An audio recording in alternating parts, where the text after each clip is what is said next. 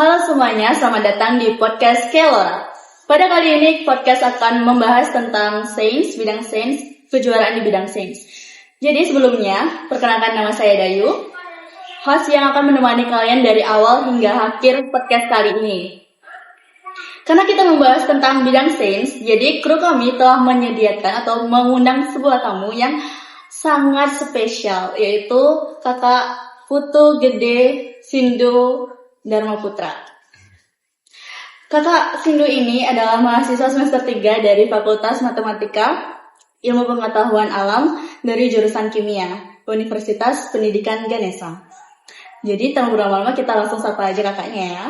Halo semuanya, perkenalkan aku Putu Gede Sindu Dharma Putra.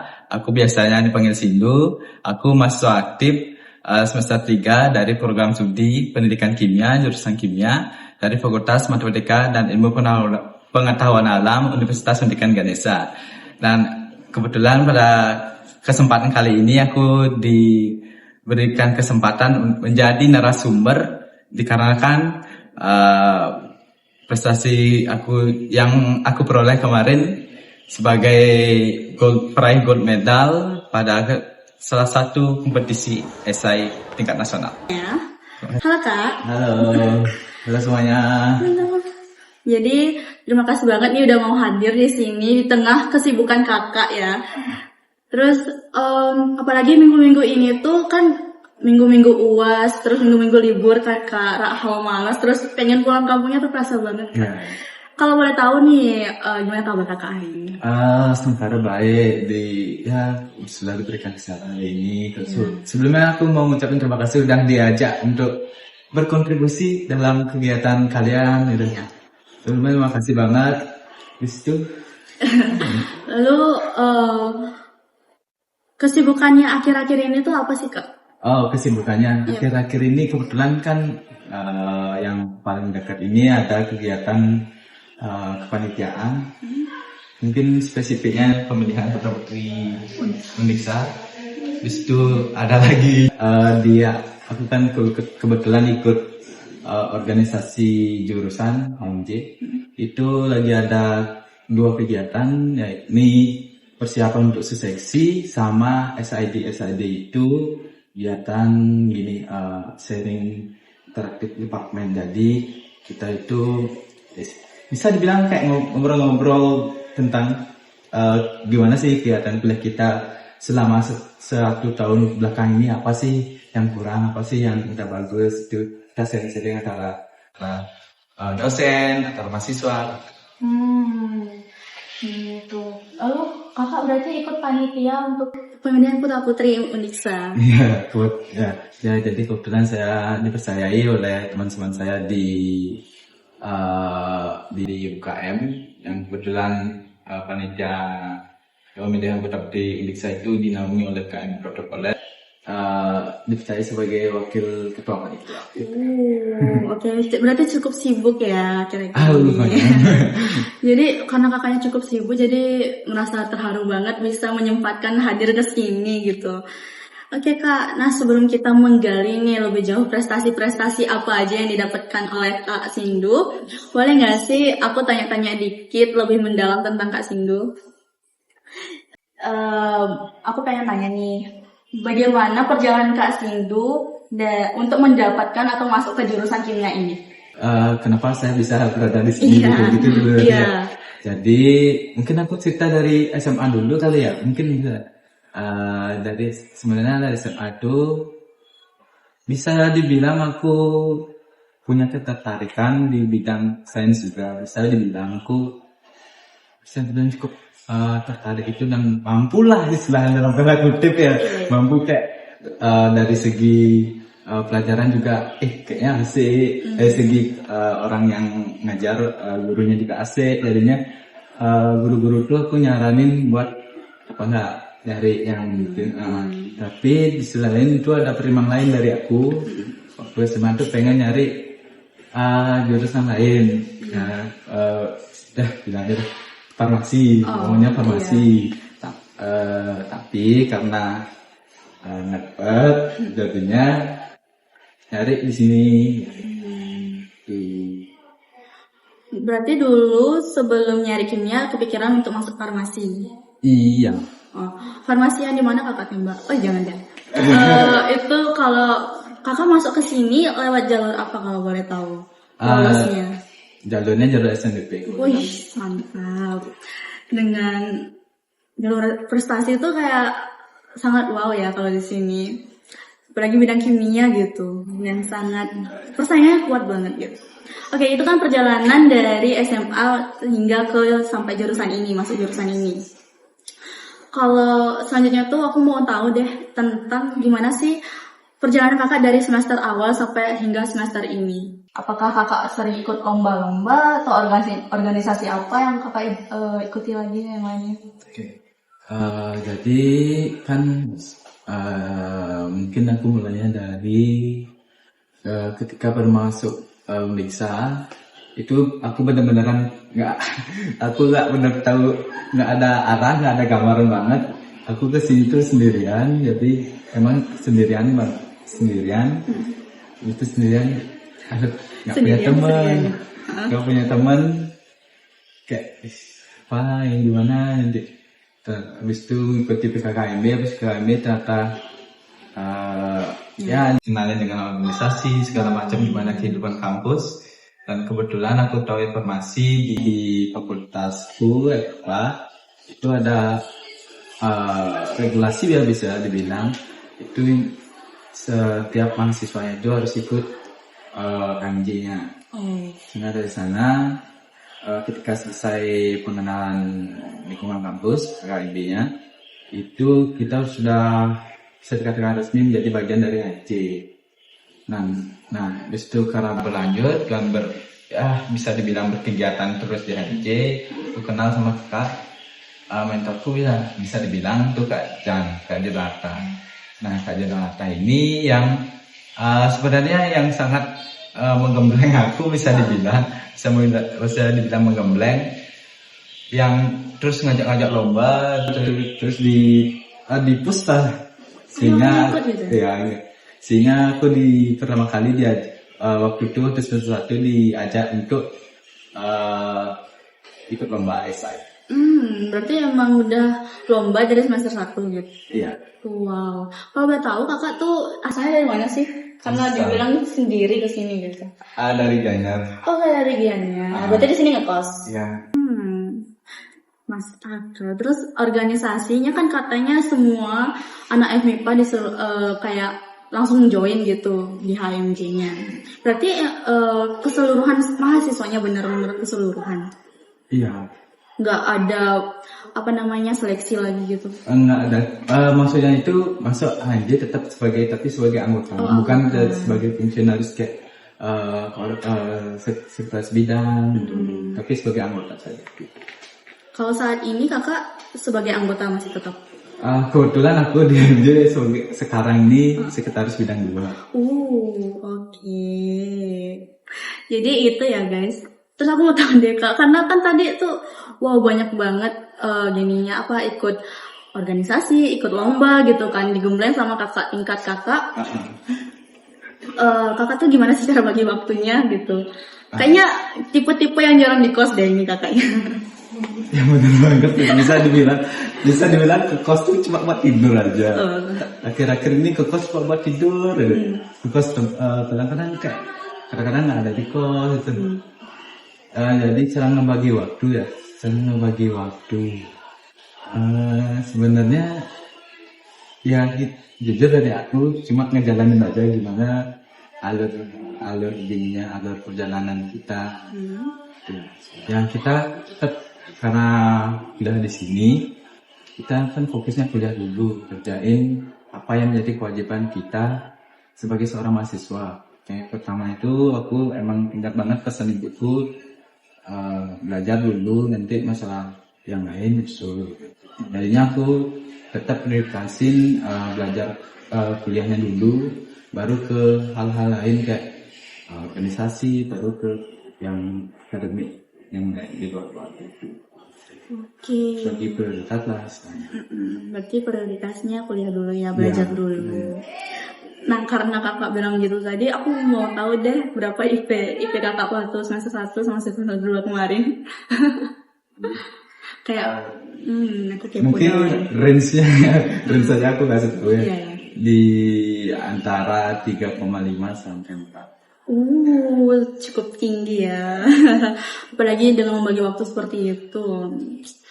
Terus dari sini tuh kita udah dapet tahu kan, terlihatlah gambaran kalau Kak Sindu ini adalah seorang yang sangat rajin gitu, terus juga orangnya giat gitu ya buat belajar, apalagi ada dukungan orang tua yang Ya. selalu support gitu pada kakaknya.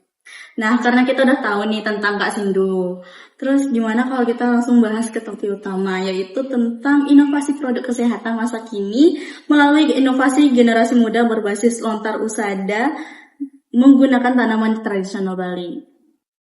Jadi bisa dijelasin nggak Kak, itu tuh inovasi ini tuh tentang apa sih gitu? Jadi gini, sebenarnya latar belakang kami mengambil judul tersebut itu melihat dari salah satu daerah pariwisata di Bali, yakni di Kintamani, di mana di sana kan banyak banget ada wisatawan mancanegara maupun lokal. Dari sana, di sana juga terdapat petani-petani jeruk. Nah, kami mendapatkan ide, terbesit mendapatkan ide ketika mendapati sebuah jurnal yang menyatakan bahwa adanya kandungan yang bermanfaat dari daun benalu jeruk, dan itu didasarkan pada lontar yang namanya lontar taru permana. Nah, lontar taru permana itu merupakan salah satu lontar usada. Nah, itu. Nah, dari sana kami terbesit ide untuk melakukan inovasi. Nah, kami melakukan inovasi dalam bentuk pembuatan sebuah biskuit. Kami olah daun tersebut, di mana daun tersebut itu kan biasanya petani-petani di sana itu membuangnya karena itu namanya benalu kan, pasti dibuang lah itu. Karena dibuang, kami mencoba untuk menginovasikan kenapa nggak dimanfaatin daripada dibuang, karena berdasarkan jurnal-jurnal yang kami cari itu menyatakan bahwa ada kandungan-kandungan yang bermanfaat, salah satunya flavonoid gitu. Nah, dari sana kami merencanakan inovasi berupa produk biskuit. Itu produk pertama kami dalam inovasi permainan. Itu inovasi pertama. Lalu aku pengen tahu apa tuh tadi namanya Flavonoid. Nah, itu kandungannya itu untuk apa? Untuk bagi kesehatan kita? Itu kalau flavonoid itu senyawa kimia, salah satu senyawa kimia itu baik untuk mencegah kolesterol, mencegah gula, lemak, karena dia gimana yang bisa dibilang itu rendah lemak gitu. Lemak kan dapat mencegah kolesterol. Dari sana kami ngambil ide untuk ngambil biskuit. Kenapa biskuit? Kenapa biskuit? Karena mungkin banyak orang itu ketika lagi gabut nih, pengen makan. Nyemilnya itu kan kadang-kadang snack yang di luar itu banyak kandungan-kandungan yang kurang baik lah untuk tubuh, sehingga kami membuat yang namanya produk nyemil dalam istilah yang sehat, sehingga ketika gabut itu enggak membuat badan tuh nggak jadi sehat. Terus cara ngolahnya itu gimana ya Pak? Kan dari daun menjadi biskuit gitu. Nah, ini cara ngolahnya berdasarkan artikel-artikel yang kami kaji lagi. Itu di daun benalunya itu diekstrak. Berarti ekstrak dari daunnya. Iya, ekstrak dari daun benalu tersebut. Kemudian seperti pembuat biskuit umumnya, cuma kita tambahin dia. Kita pertama itu kita cari ekstrak daun benalunya dulu. Kemudian kalau buat biskuit itu kan ada pembuatan tepung, kita buat adonan dulu. Buat adonan, nanti di adonan tersebut kita tambahin dengan ekstraknya tersebut. Kalau boleh tahu produknya udah dijual di pasaran atau belum? Sekarang belum bisa merasakan, karena kemarin waktu kita lomba tuh kita sempat bikin, ternyata kita sedikit kewalahan jujur banget. Sehingga kita sebenarnya merencanakan buat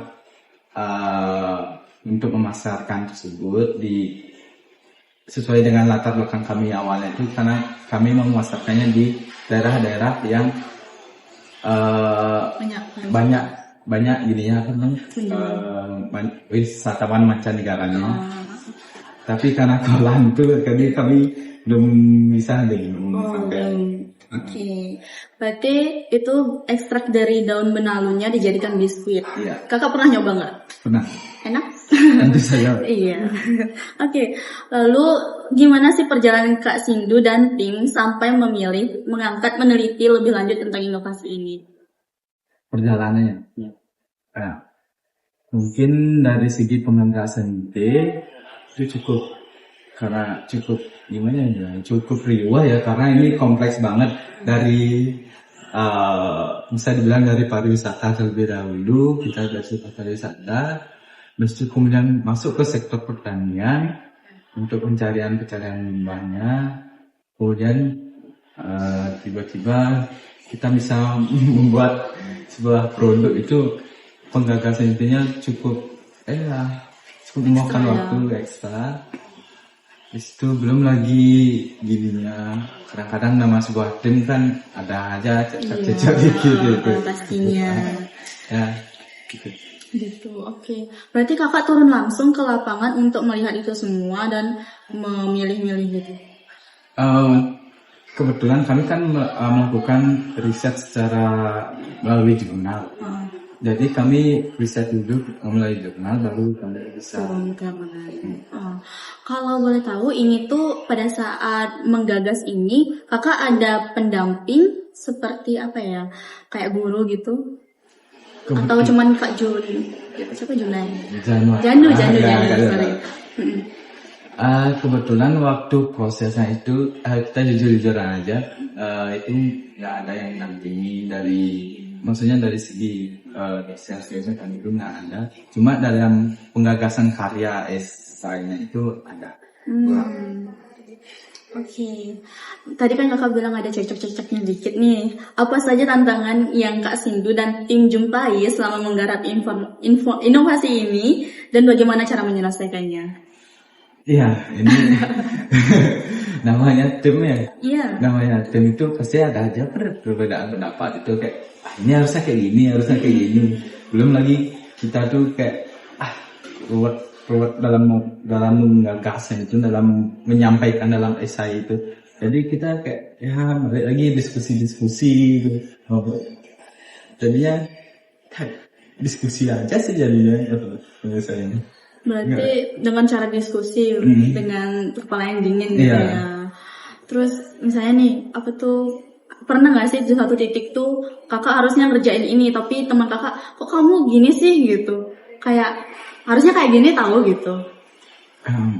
Pernah nggak? Kalau di karya ini nggak, karena udah emang beneran dituntun gitu. Baik, berarti udah terarah gitu ya. Cuman ya cocoknya di dalam situ aja. Terus aku di sini pengen tahu dong harapan Kak Sindu dan tim untuk pengembangan produk inovasi ini setelah berhasil meraih juara tersebut.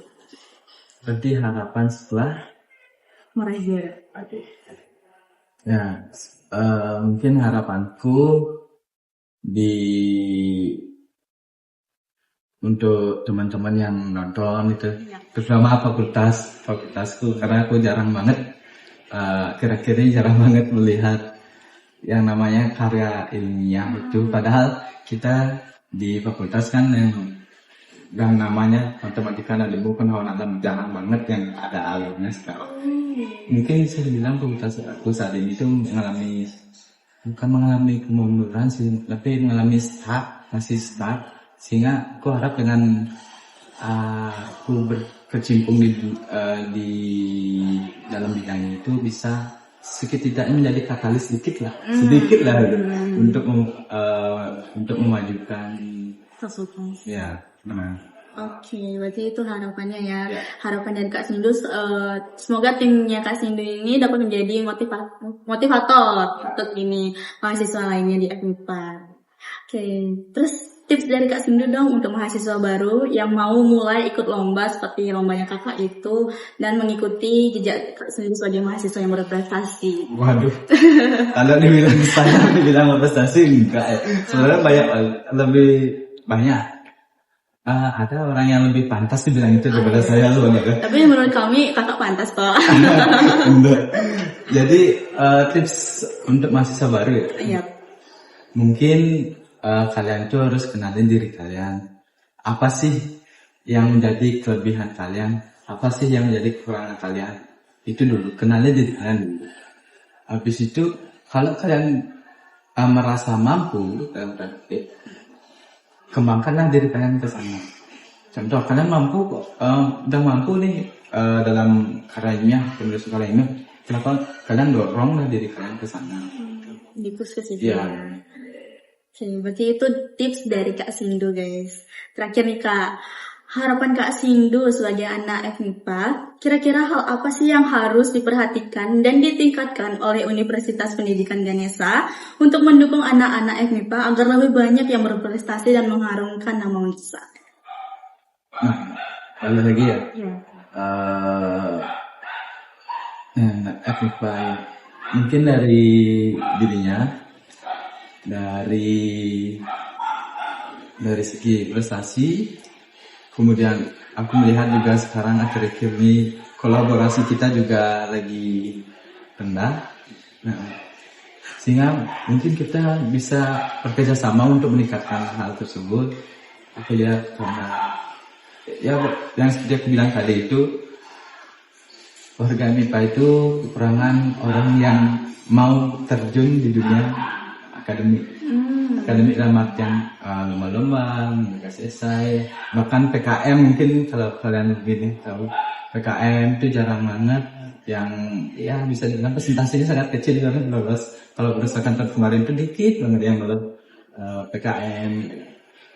Terus lagi ada kalau kalian dengar ONIPA, Olimpiade Nasional maksudnya dan Pengetahuan Alam itu jarang banget kami bisa bersaing gitu. Sehingga mungkin dari aku selaku yang bagian dari fakultas ini bisa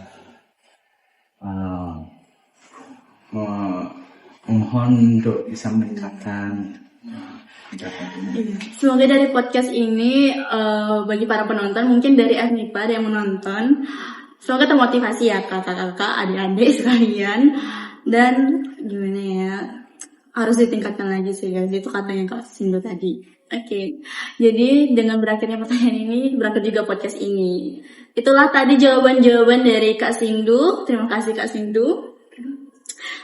Dan semoga podcast ini menjadi motivasi sekaligus acuan bagi para penonton, rekan-rekan penonton sekalian untuk lebih berkembang ke depannya sebagai seorang mahasiswa ataupun seseorang di dalam bidang akademik lainnya. Terima kasih banyak Kak Sindu atas pemahaman wawasan yang luar biasa pada hari ini. Lalu semoga kita dapat bertemu lagi di lain kesempatan dan membahas tentang hal-hal seru mengenai anak-anak FMIPA di sini ya. Kemungkinan udah masih banyak nggak sih Kak yang gini mendapatkan kejuaraan-kejuaraan seperti itu? Banyaknya. Masih sebenarnya ada apa ya, teman-teman aku yang bisa dibilang satu tim sama aku ketika pengalaman saya ini yang mempunyai concern yang sama. Itulah guys. Itu hal yang menarik dari sini. Oke, terima kasih ya. Dan terima kasih juga aku ucapkan kepada penonton yang telah menonton podcast ini dari awal hingga akhir. Dan sampai jumpa di podcast menarik lainnya. Bye-bye.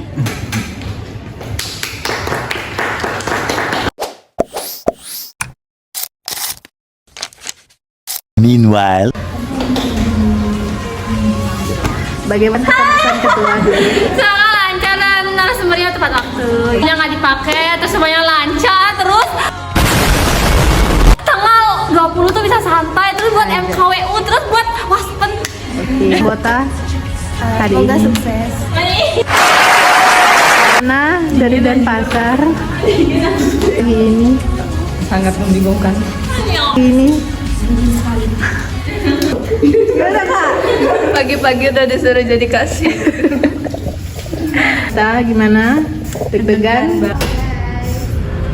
Kalian aku Sindu. Belum, tunggu dia ngomong dulu.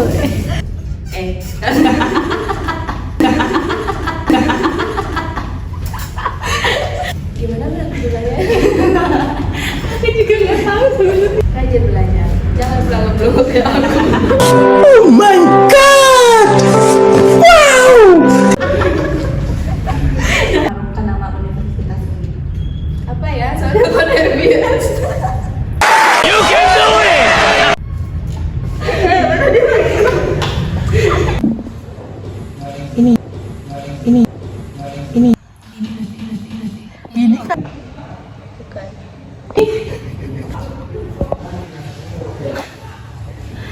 Jadi udah hamil udah hamil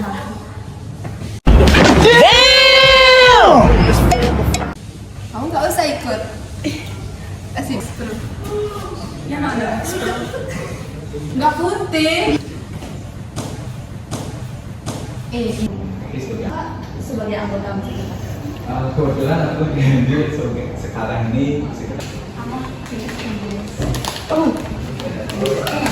Oh, Cahaya juga. enggak sih temennya itu kan. Kak Jalan untuk